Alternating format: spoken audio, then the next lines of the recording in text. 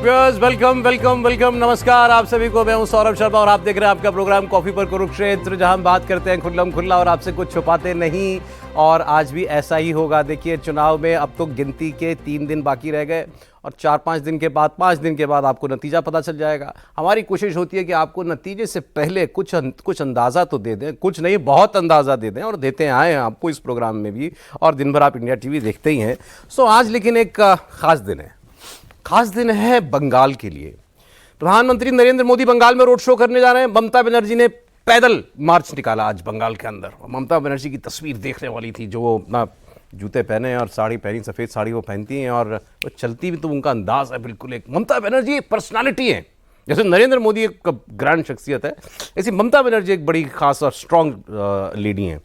तो आज हमने सोचा, प्राइम मिनिस्टर ने आज एक दावा किया है इंटरव्यू में कि बंगाल में हम स्वीप कर रहे हैं, एक तरफा चुनाव है, और ममता बनर्जी टीएमसी ये अपने अस्तित्व की, वजूद की लड़ाई लड़ रही है। और अब सच मानिए, अगर बंगाल स्वीप कर रही है ना भाजपा, तो आपको बहुत ज़्यादा सोचने की जरूरत नहीं है इस चुनाव के बारे में फिर होने क्या जा रहा है।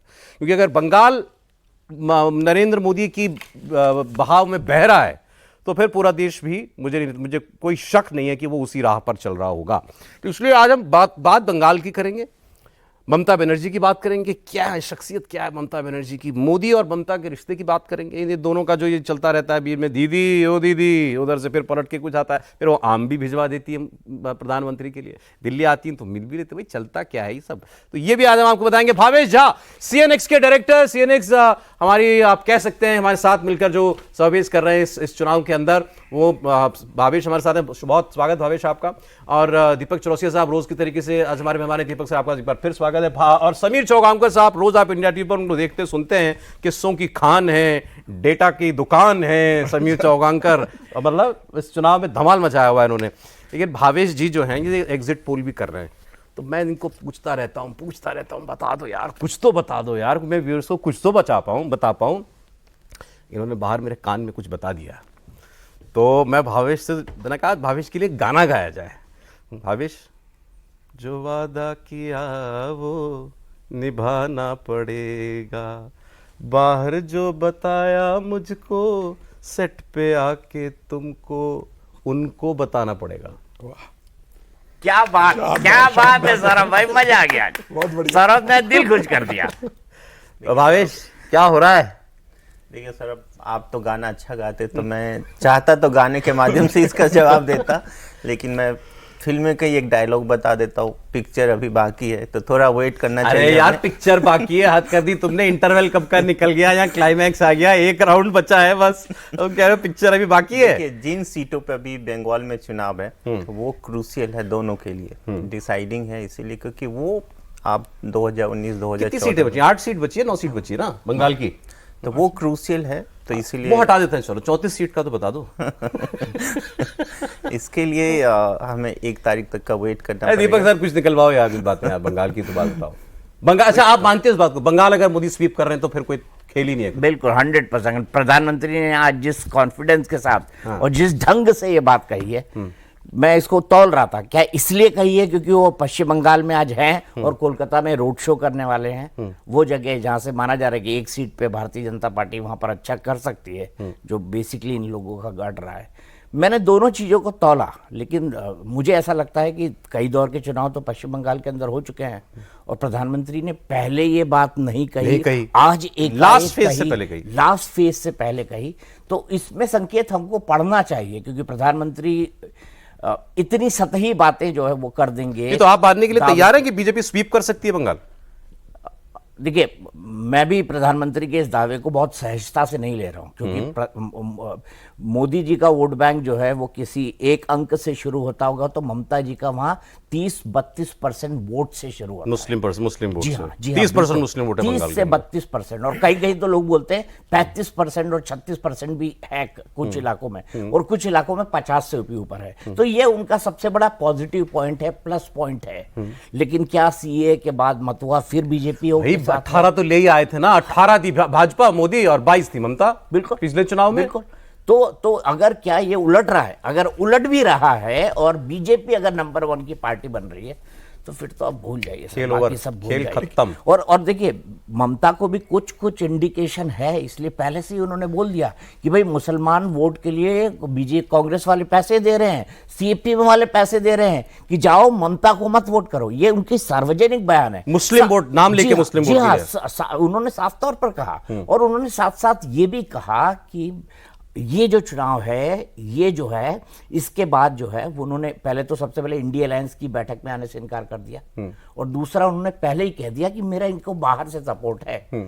तो जो बीजेपी आज जो दावा कर रही है कि इंडी के टूटने की प्रक्रिया शुरू हो गई है, तो मेरे ख्याल से ये दोनों इन्फ्लुएंसेस इससे ड्रॉ किए जा सकते हैं। मैं सिर्फ दोनों को सामने रख के तौल रहा हूं सौरभ, देखिए कोई claim आज नहीं कर रहा। मैं वैसे समीक्षक लोग अपनी अपनी भविष्यवाणियां कर रहे हैं ना। प्रशांत किशोर की बात, उन्होंने अपनी बात शुरू यहां से की थी कि बंगाल का चुनाव आपको सरप्राइज करेगा। बंगाल में बीजेपी के जो नंबर होंगे वो आपको बहुत सरप्राइज करेंगे, ये प्रशांत किशोर ने कहा। ओपिनियन पोल जो हमारा सेकंड और थर्ड था, उसमें सबसे पहले मैंने ही बताया था बीजेपी नंबर 1 पार्टी बन सकती है। 23 सीटें हमने दिया हुआ था, तो उससे बड़ा सरप्राइज और अभी उस टाइम के लिए और क्या हो सकता था। 23 सीटें तो हमने बताई था ना। थोड़ा तेईस से ही बढ़ेंगी ना, कोशिश तेईस- करो। हाँ, भावेश, भावेश, तेईस कोशिश से करो। बढ़ेंगी। नहीं तो बड़ी अभी नंबर 1 पार्टी है ना बीजेपी बंगाल की।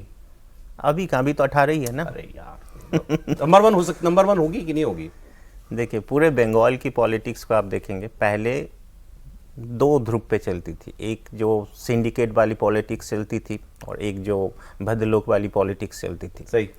सिंडिकेट वाली पॉलिटिक्स और भद्रलोक वाली पॉलिटिक्स दोनों में जब ममता बनर्जी बहुत आगे थी, लेकिन जब से अधिकारी फैमिली को बीजेपी ने अपने में मिलाया है, तो उस पूरे बेल्ट में जो सिंडिकेट वाली जो पॉलिटिक्स है उसको बीजेपी ने लगभग टेक ओवर किया है। मतलब 100% नहीं, लेकिन एक तरह का बहुत अच्छा डेंट लगा है उसमें। दूसरी बात, बंगाल में बहुत टाइम से ये था कि कभी भी कास्ट पॉलिटिक्स नहीं चलती थी, कभी भी नहीं चलती। चल रही है इस बार? बिल्कुल चलिए, कास्ट पॉलिटिक्स चलिए। आप बीजेपी के आने का, वहाँ पे अच्छे परफॉर्मेंस करने का सबसे बड़ा रीजन ही वहाँ पे कास्ट पॉलिटिक्स कास्ट पॉलिटिक्स चलती है। पोलराइजेशन चल रहा है। पोलराइजेशन होता ही है, होता ही 2018 बंगाल में के हुई अंदर। थी। सीए चल रहा है। सीए चल रहा है, सीए भी चल रहा CA है। भी थोड़ा चल चल रहा रहा है है। CA। CA अभी भी ये चल मुस्लिम रिजर्वेशन वाला जो मामला आ गया, रहा है। मुस्लिम रिजर्वेशन का उतना इम्पैक्ट नहीं देखा जा रहा है, लेकिन जो मेन जो बीजेपी का पिक जहाँ से शुरू हुआ, वो हम लोग बहुत पहले से डिस्कस जो संदेश खाली वाला जो इशू हुआ, वो चला। उसी का मेन जो बीजेपी, नहीं तो आपको याद होगा जुलाई अगस्त में जब हमने प्रिडिक्शन किया था बंगाल का, तो 8-10 सीटें बीजेपी का दिख रही थी। सर, तो सीए चल गया, संदेश खाली चल गया, जातीय पॉलिटिक्स बीजेपी को हेल्प करती है, वो वहां पे चल गई।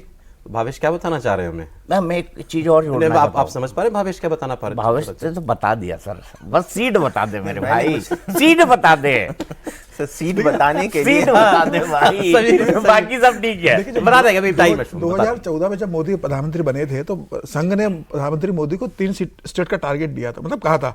और मोदी और शाह इस बात को मानते थे कि 3 राज्य जैसे जहां हमें किसी भी हालत में सरकार बनाना है या दखल करना है। उन्होंने एक जम्मू कश्मीर को टारगेट भी लिया था, एक बंगाल को लिया था और केरल को लिया था। ये तीनों बीजेपी के पकड़ के बाहर है और तीनों की इसमें बहुत एक अटैचमेंट रहा है तीनों राज्यों के संग। जम्मू कश्मीर में भारतीय जनता पार्टी ने सरकार बना ली महबूबा के साथ। अब भारतीय जनता पार्टी को लग रहा है कि आर्टिकल 370 खत्म हो गया, उसके बाद सरकार बना लेंगे। बंगाल में जिस तरीके से अमित शाह ने वहां लगातार मेहनत की, कैलाश विजयवर्गीय को संगठन प्रभारी लंबे समय तक बना के रखा। अब वहां पर उन्होंने अपने बहुत करीबी जो उत्तर प्रदेश के संगठन महामंत्री सुनील बंसल, उनको वहां की जिम्मेदारी दी है बंगाल के अंदर। बंगाल में जब भारतीय जनता पार्टी को लगा कि हम 3 से 77 तक जा सकते हैं विधानसभा में और 18 लोकसभा में आ सकते हैं, तो अगले चुनाव में हम ममता बनर्जी को पटकने दे सकते हैं। और 5 साल भारतीय जनता पार्टी ने और संघ ने जमीनी स्तर पर बहुत काम किया बंगाल के अंदर। मुझे लग रहा है इस बार भारतीय जनता पार्टी वहां पर सबसे बड़ा पार्टी बनने की तैयारी, और हो सकता है अगर 25 सीटें भारतीय जनता पार्टी की आती है तो मुझे लगा कोई आश्चर्य नहीं होगा, भारतीय जनता पार्टी 25 सीटें जीतने की स्थिति में आप है अपना बंगाल में। 25 मैक्स बोल रहे हो? बिल्कुल 42 में 25 मैक्सिमम बिल्कुल, भाजपा आ सकती है बिल्कुल, वहां पर। आ सकती ये स्वीप वाली बात तो नहीं हुई जो नरेंद्र मोदी कह रहे हैं। हमने बीजेपी के नेता वैसे 30 कहते हैं कि हम 30 टारगेट लेकर के चले हैं, 42 में से 30 टारगेट लेकर के चले हैं। उसको आप फिर भी कह सकते हो कि हाँ भाई एक तरफ मैं नंबर पे नहीं जा रहा, लेकिन नंबर पे ही जाएंगे।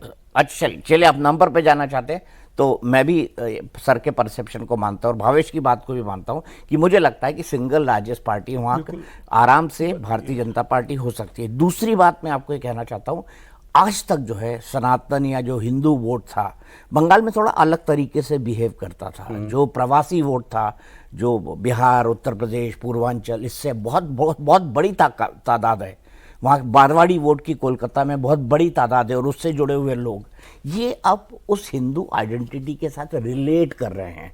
मैं खुद मैं मतलब कोलकाता का जमाई हूँ, अगर ये कहा जाए तो गलत नहीं अरे होगा। वाह, अरे हाँ, वाह, जी अरे वाह। जी। तो मैं बहुत समझता हूँ और लोग ये कह रहे हैं कि ममता हालांकि मेरी बहुत प्रिय हैं, मेरे बहुत अच्छे उनके साथ हमेशा संबंध रहे, लेकिन हाँ बंगाल में लोग ये कह रहे हैं कि ममता दीदी अब बहुत अति हो गई है। अति हो गई, अब चाहिए परिवर्तन से नहीं, परिवर्तन। खास तौर पर उनके मुस्लिम तुष्टीकरण का जो एजेंडा है उससे एक आम शहरी, एक भद्र और वो लोक बड़ा वाला ब्लेटेंटली करती है दुखी ये। नहीं, वो तुष्टीकरण वाली का बात वो ब्लेटेंटली करती है। एक आपने बता दिया किस्सा कि उन्होंने खुलकर कहा कि ये मुस्लिम वोट जो है कांग्रेस और लेफ्ट वाले मांग रहे हैं, मत जाना।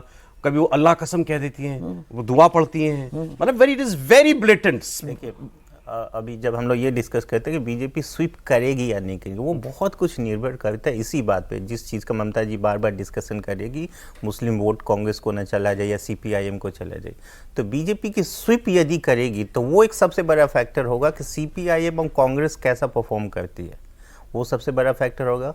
और वो शायद उसी डर से ममता बनर्जी को बीच में एक बार स्टेटमेंट देना पड़ा कि हम बाहर से इंडिया गठबंधन को सपोर्ट करेंगे। तो ये एक बहुत बड़ा फैक्टर है वहां पे चुनाव। अरे मुझे तो आप ये बता दो व्यूअर्स, इस चुनाव के अंदर चर्चा क्या चली सबसे ज्यादा? आप सोचिए विपक्ष की तरफ से वोट परसेंटेज गिर गया, 2019 की तुलना में ना, मतलब कि कोई 70% नहीं करी, पिछली बार वोट था 67-68% गिर गया, वोट गिर गया। पूरे देश में 67% वोट पड़ रहा है। बंगाल में कितना वोट पड़ रहा है आपको मालूम है? पहले फेज में 82.7, छठे फेज में पांचवें में पड़ा था 78.45, चौथे में पड़ा था 80, तीसरे में पड़ा था 77, दूसरे में पड़ा था 76, पहले फेज में पड़ा था 81। एवरेज 80% वोट हो रहा है बंगाल में। पूरे देश में सबसे ज्यादा वोट बंगाल के अंदर हो रहा है। ये क्या इंडिकेट कर रहा है भावेश?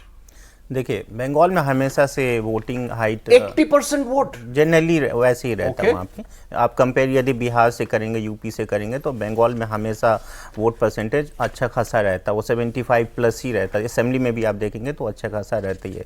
उसकी सबसे बड़ी जो वजह है, बंगाल के लोग ज़्यादातर वहीं पे हैं, ज़्यादातर जिनको काम मिलता है ज़्यादातर वहीं पे रहता है। बिहार यूपी के साथ एक दिक्कत यही है कि उनके जो प्रवासी ज़्यादा है अलग अलग शहरों में, तो वो एक बहुत बड़ा फैक्टर है वोट वहाँ पे कम पड़ने का। जब आप बिहार में देखेंगे तो 50-55% असेंबली में होता है, तो वो सबसे बड़ा फैक्टर है। जहाँ तक उसका चुनावी इंडिकेशन की बात करेंगे, देखिए चुनावी इंडिकेशन में ये सब थ्योरी बहुत ज़्यादा अब चलती नहीं है।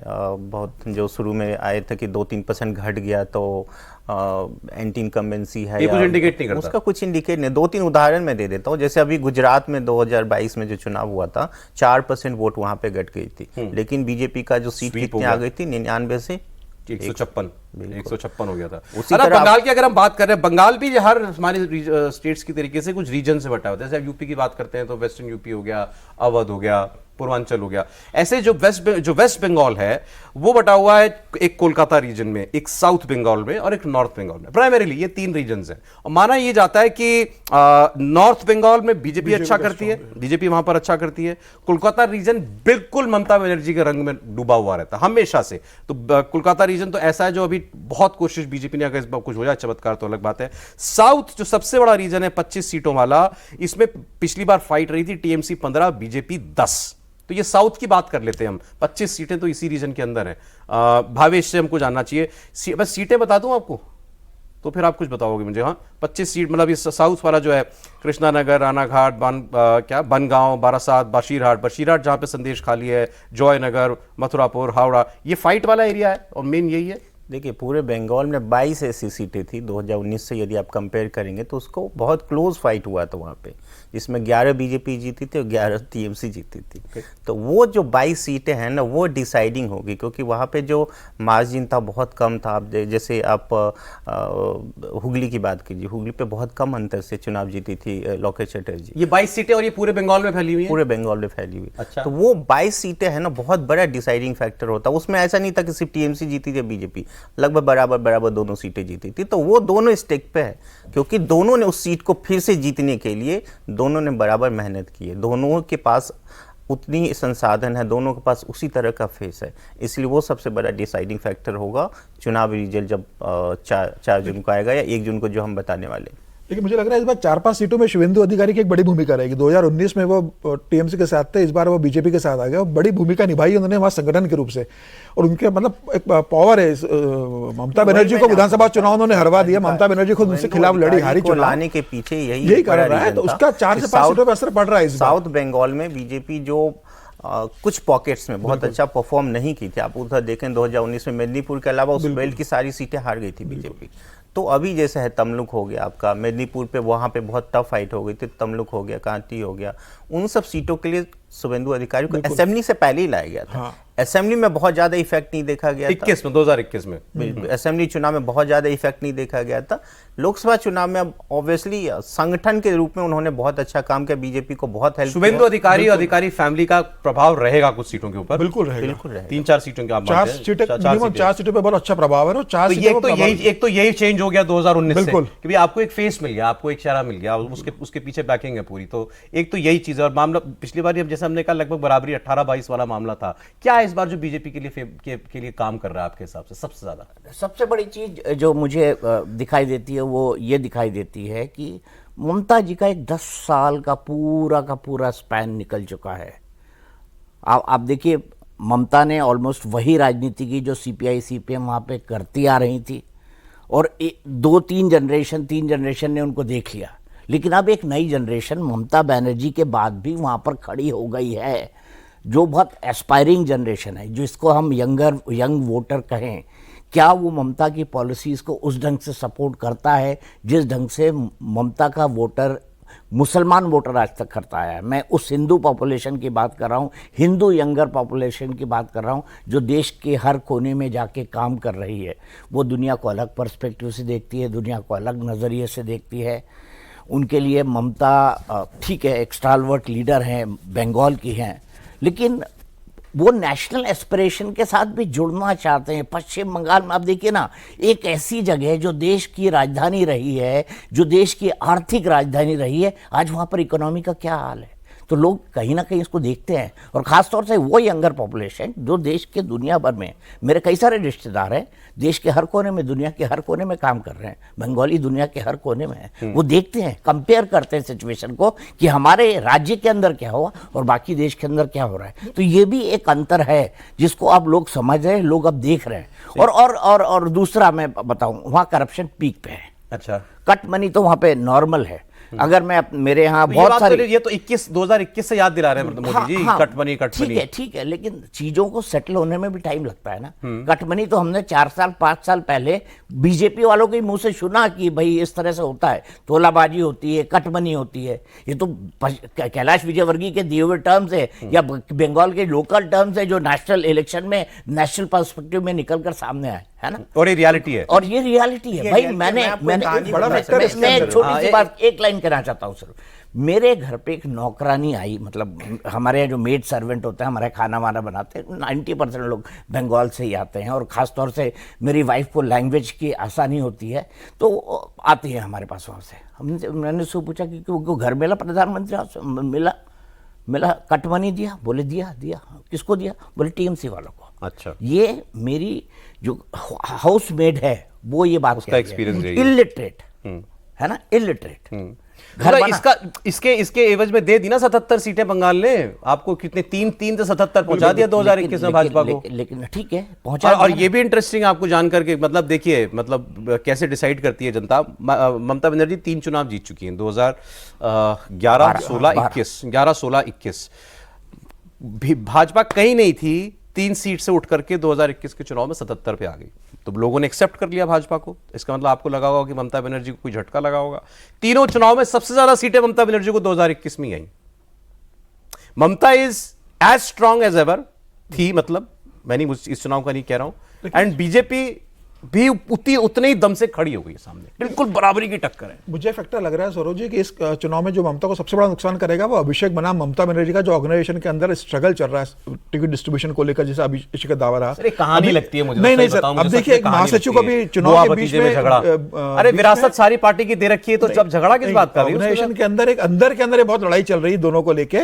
मतलब टिकट डिस्ट्रीब्यूशन में जिस तरह से अभिषेक का हस्तक्षेप रहा, अभी देखिए एक महासचिव को उन्होंने विड्रॉ करा लिया था ममता बनर्जी ने।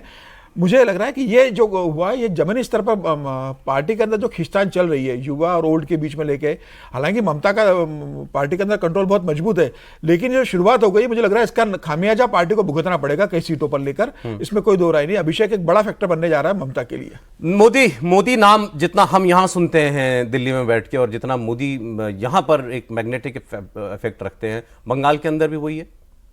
बिल्कुल है। तभी आप देखिए 2019 में तो वो प्रूफ हो चुका है। 2019 में बीजेपी का उस स्तर का ऑर्गेनाइजेशन भी नहीं था बंगाल पे, तब भी बीजेपी 2 से 18 तक का रास्ता तय कर ली थी। और उन सीटों पे जिस बारे में आपको याद होगा 2014 में बीजेपी का 5% 6% वोट था, वहाँ पे बीजेपी ने अपने लिए जीत बनाई। तो वो एक प्राइम मिनिस्टर मोदी के करिश्मा की वजह से ही हुआ। और फिलहाल यदि जो आपको याद होगा जब जुलाई अगस्त में हमने जो सर्वे किया था, उसमें बहुत सारे फैक्टर की वजह से बीजेपी 8-10 सीटों पे ही दिख रही थी। मुझे अगर सही याद है तो आपने उस वक्त 21 सीटें जीती। नहीं, जुलाई में 8-10-12 सीटें ही थी जो बीजेपी का, और वो बहुत सारे फैक्टर्स को लेके था, क्योंकि उस टाइम जो बहुत ताज़ा जो वायलेंस वगैरह बंगाल में होता था उस सब की वजह से।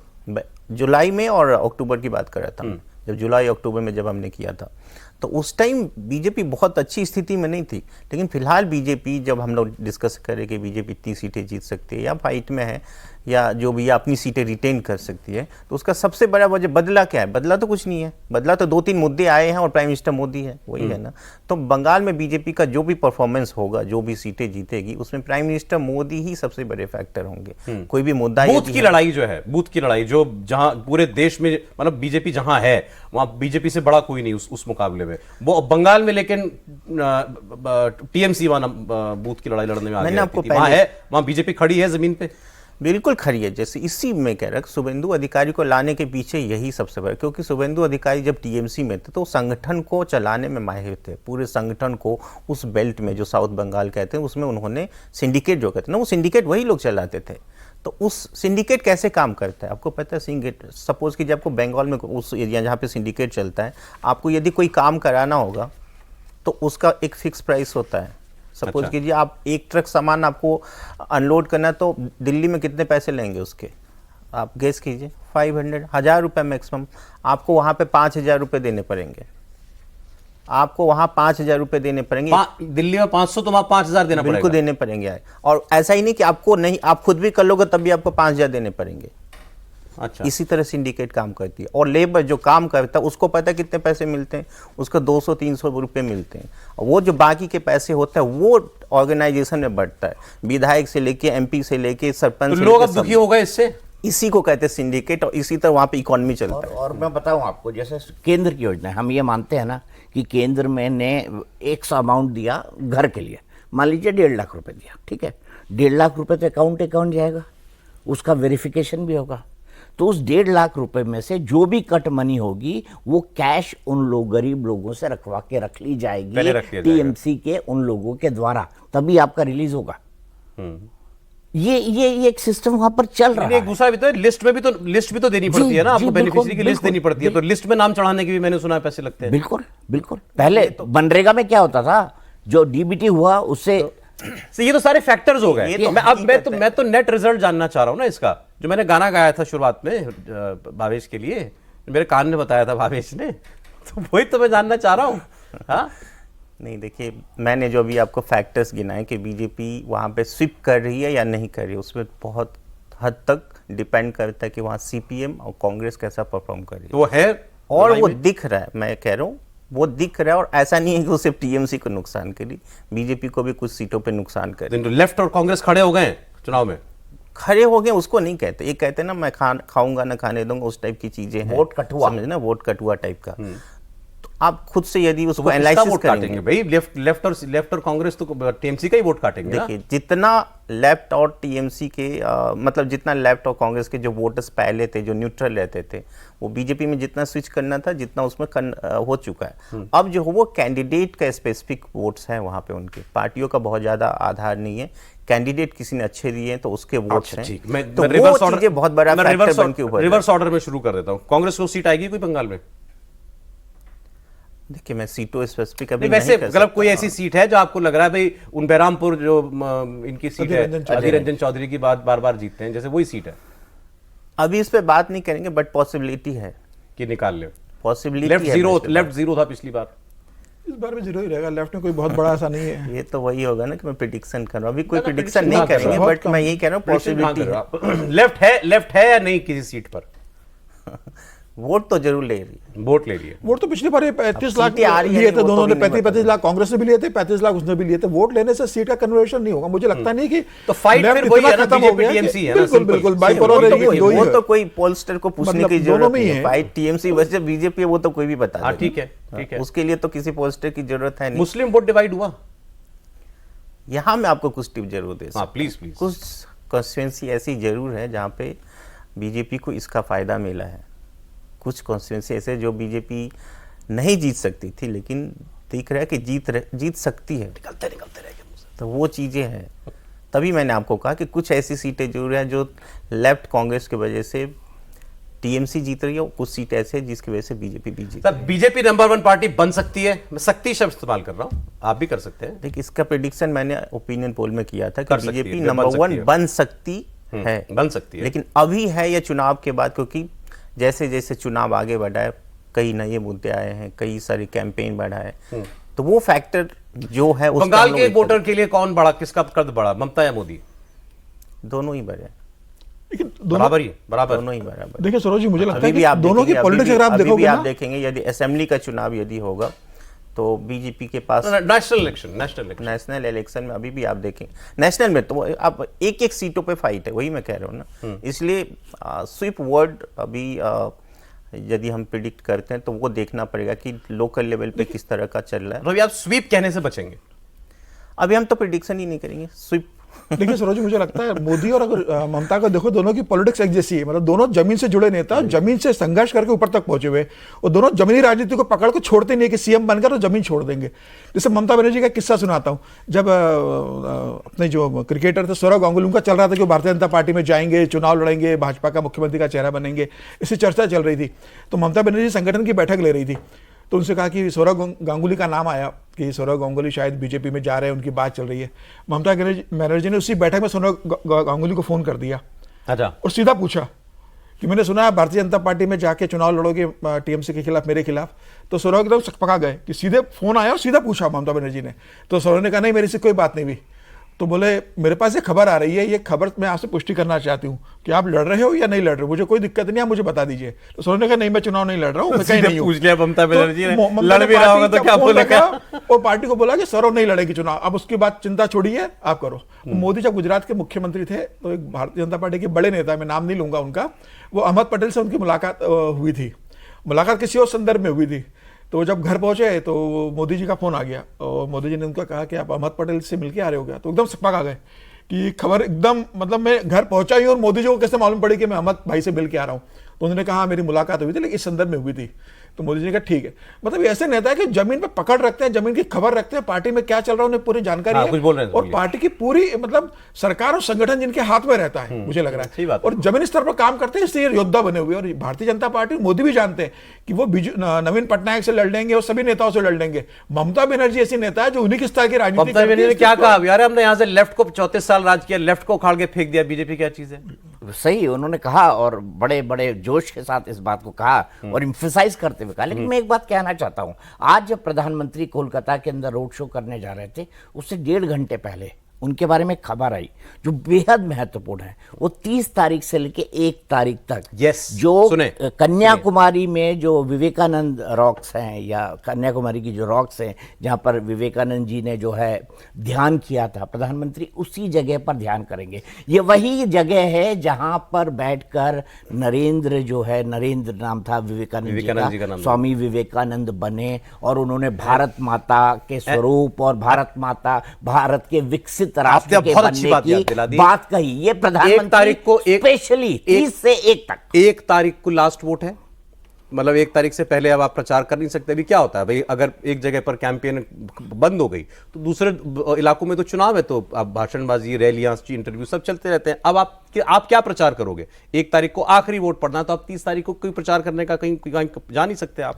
नरेंद्र मोदी बिना कुछ कहे प्रचार करेंगे। नरेंद्र मोदी, जैसा दीपक जी ने बताया, 30 तारीख की शाम से 1 तारीख की शाम तक विवेकानंद रॉक्स में वहां पर ध्यान बनाने के लिए जगह, ध्यान करने के लिए जगह बनी ध्यान है। मंडपम। वहां वो ध्यान मंडपम, वहां वो ध्यान करने के लिए जाएंगे। वो केदारनाथ वाली तस्वीर याद है ना आपको, केदारनाथ में जाकर 2019 हाँ। 11,700 फीट ऊंची गुफा। और इस बार समंदर किनारे जी। रिपीट। जी, और वो भी देखिए यार क्या दिमाग है यार, बंगाल लेकिन से आप सोचो ना, बंगाल से रिलेट किया। मेरा कैंपेन कर नहीं सकते तो बिना कुछ बोले कैंपेन। जी जी, ये और अब मैं आपको एक बात और बताता हूँ, विवेकानंद स्वामी जी से बहुत लोग वहां पे बंगाल में रिलेट करते हैं, और मेरे ख्याल से करते हैं? आज जहां पर कनेक्शन उनके- देखिए ना, हाँ, उनके- स्वामी विवेकानंद बंगाल के, वहां जाकर के विवेकानंद रॉक्स में जाकर के ध्यान। और जहां पर आज जो समापन हो रहा है वो उसी से जुड़ी है, स्वामी विवेकानंद से जुड़ी हुई सर, जगह है, जहां पर आज उनके रोड शो अब का 1-2 समापन मिनट हो रह रहा गए है। सर मेरे पास, बस अब जल्दी, प्रवेश बहुत हो गया यार, मैंने इतनी कोशिश कर ली, सब कुछ पूछ लिया मैंने। नंबर 1 पार्टी कौन बनेगी ये तक बताने के लिए तैयार नहीं है। नंबर 1 लीडर बस 3-4 दिन का वेट है सौरभ जी, 1 तारीख यार को 3-4 दिन के बाद तो दुनिया बता देगी, इंडिया टीवी सबसे पहले बता देगा, ये कॉफी के प्रोग्राम में बताना है। हमारे पे रिस्ट्रिक्शन है, इलेक्शन कमीशन के गाइडलाइंस हैं, हम नहीं बता सकते। हवा आप भी बह रही है एक जानते तरफ, हवा बह रही है, हैं। हवा तो हीट वेव बह रही है सर। यानी है एक तरफ है हवा देश में। मैंने आपको पहले ही कहा, अरे देश में, एक सीटों की लड़ाई। देश में देखिए अभी तो इस बारे में कुछ भी बोलना प्रीमेच्योर होगा, बट एक चीज बहुत फैक्ट है। अरे एक सीधे चीज, पूछता हूं, देश में माहौल टाइट है, टाइट है मतलब फाइट है। चुनाव बहुत बढ़िया हो रहा है, ये चुनाव मैं बढ़िया हो रहा है, बहुत मतलब फाइट बढ़िया, वाला- रोचक फाइट है। वाला चुनाव है या एक फाइट वाइट पत्रकार नहीं को, है? एक पोलस्टर को, हाँ। उसके लिए इससे आइडियल अच्छा चुनाव हो नहीं सकता, इसलिए मजे लेना चाहिए। और 1 तारीख को या 4 यार तारीख आप को हमारे जब मजे ले रहे हो, बता कुछ रहे ही नहीं हो हैं। ठीक लगा लो भाई, ठीक लगा लो। मुझे लगता है ममता बनर्जी भी बहुत दबंगी से चुनाव लड़ रही है, इसमें कोई दो राय नहीं, मतलब आप पल्ला बराबर का है। मोदी, आपने बोला 25 सीट आई मोदी को, बिल्कुल। आपका सर? मैं भी मानता हूं कि नंबर 1 बीजेपी बनेगी इस बार। नंबर 1 बीजेपी बनेगी हर हाल में। और मगर बंगाल में नंबर 1 बन रही है भाजपा, तो देश का में क्या संकेत है? मैं तो पहले ही बोल चुका, पहले दिन से मैं क्या बोल रहा हूँ सौरभ भाई, Clear 303 प्लस क्लियर है, कोई दिक्कत ही नहीं है। दिक्कत नहीं, सर। मान जाओ भावेश। ये तो मैं बताने ही वाला हूँ ना, 1 तारीख को 303 आ रही है, 203 आ रही है, 503 आ रही है, ठीक है ना। तो वो चीजें 1 तारीख को अपन क्लियर करेंगे, तब तक बस 2-3 दिन का वेट है। हम भी तैयारी करें, हम भी एक सीट का एनालिसिस करें। सच बात ये है कि अभी हम लोग एक देखिए, is there any surprise? Simple surprise है कोई बहुत सारे स्टेट में सरप्राइज है। नेशनली? हाँ, तो वो बता दे तब तो हो ही गया ना प्रिडिक्शन। देखिए ममता जी की एक बड़ी Very बात, tough मतलब customer। मेरे को ममता जी की राजनीति की बात बड़ी पसंद आती है सर। वो जो होता है वो मन में होता है, वो मतलब अरे छुपाते नहीं है। मोदी जी के लिए गाना तो बता दो आप कोई। मैं बताऊं, मेरे को एक गाना बहुत पसंद है, अमिताभ बच्चन की फिल्म थी, और ऐसे ही पॉलिटिक्स पे ही वो फिल्म बनी थी कि कैसे चुनाव होते हैं, लड़े जाते हैं, कैसे नैरेटिव क्रिएट होते जी। हैं, वो उस पर थी। तो उसमें एक गाना था, जितने बाजू उतने सर, क्या गिल्ले दुश्मन ध्यान से, हारेगा वो हर बाजी जब खेले हम जी जान। ये नरेंद्र मोदी के लिए? आओ आ जाओ, नहीं आपने कहा गाना, मैंने बता गा दिया मोदी जी के लिए गा तो मैं सकता नहीं, ममता तो जी के लिए, ममता जी के लिए है कोई? ममता जी के लिए दम दम दम दड़ैया रे, सबसे बड़ा लड़ैया रे, क्या बात ममता है, फाइटर फाइटर, वो शी द फाइटर। फाइटर अकेले भी उनको एक सीट भी होगी तो भी वो उसी शिद्दत से काम करेंगी जितनी वो सरकार में करेंगी, इतना मैं उनको जानता अब मैं अब चल 30 सेकंड्स लास्ट, 2 गाने, मैंने सोचा था ये मुझसे ही पूछ लेंगे, तो मैंने भी सोच कर हाँ, आप भी बताइए भाई, अब आप ही बताओ, मैं ये गाने इनके लिए गाऊं या नहीं गाऊं? बिल्कुल ठीक है, मैं बस बता रहा हूं ना। बिल्कुल गाइए। ममता जी के लिए दुनिया अगर मिल भी जाए तो क्या है? हाँ, कुछ नहीं होना, मतलब कह सकता हूं? नहीं, ऐसा नहीं, ममता बनर्जी का अपना चलो, इम्पोर्टेंस ठीक है। और मोदी जी के लिए गाना गा रहा हूं, राम जी की निकली सवारी। वो तो मैंने आपको पहले ही बताया, राम राजन और रिजर्वेशन चल रहा है। पहले बताया था ना। ए भावेश ने आज जो है मुट्ठी खोली तो नहीं, लेकिन कुछ तो निकल ही आता है। रेत कहाँ कितनी देर तक हथेली में रहेगी, तो थोड़ी तो इनकी हथेली से भी गिरती रही, तो कोशिश हमने की है। व्यूअर्स बहुत शुक्रिया भावेश आपका, दीपक जी बहुत शुक्रिया, समीर जी बहुत धन्यवाद। कॉफी पर कुरुक्षेत्र आपको कैसा लगा हमको जरूर बताते रहिएगा। आगे देखिए प्रधानमंत्री नरेंद्र मोदी के रोड शो से पहले कैसे ममता बनर्जी कोलकाता बचाने में जी जान से जुटी हुई है।